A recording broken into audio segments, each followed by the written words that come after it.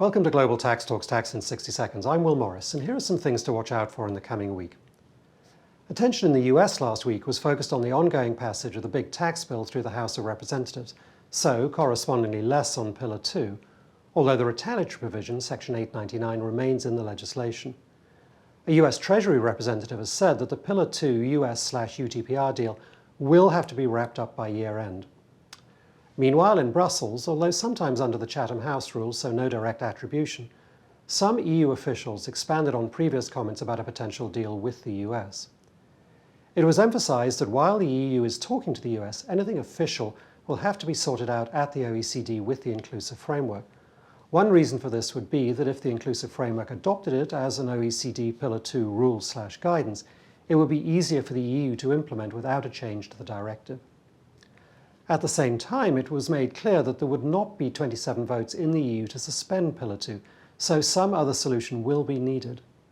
There was some speculation that one way to get to such a solution would be for the US Congress to smooth out some of the differences between Pillar 2 and GILTI, for example by allowing the GILTI rate to rise.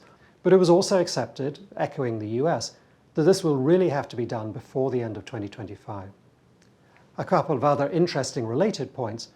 There was some talk that the EU might not be averse in the Pillar 2 context to wider recognition of non-refundable tax credits, which many EU member states themselves have.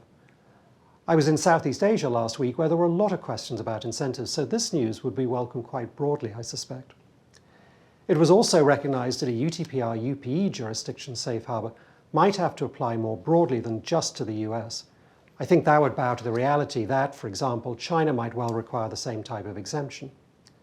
And apparently the EU would like a simple permanent safe harbor, but believes that while the current versions on the table are simpler than the current rules, they are by no means simple. Finally, apparently it is believed that if this can't be wrapped up by year-end, then companies would be able to live with an additional 5% tax under the Section 899 retaliatory provisions. I have to say that no EU-based business I have spoken to has put it quite that way. A couple of other quick things in the news. First, following India's lead of a couple of months ago on its equalisation levy, New Zealand announced last week that it would withdraw its proposed digital services tax, or DST, saying it preferred to focus on an OECD solution, although perhaps proposed Section 899 was also on their mind. So maybe the onward march of DSTs is not completely inevitable. And second, a recent European Court of Justice case held that a Polish property tax exemption, which seems to be a general exemption not limited to a specific category of undertaking and broadly speaking is open to everyone, was part of a so-called reference framework.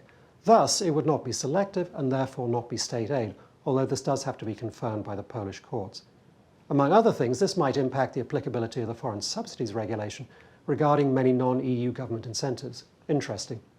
Anyway, thanks for joining me, and come back next week so that you stay global tax ready.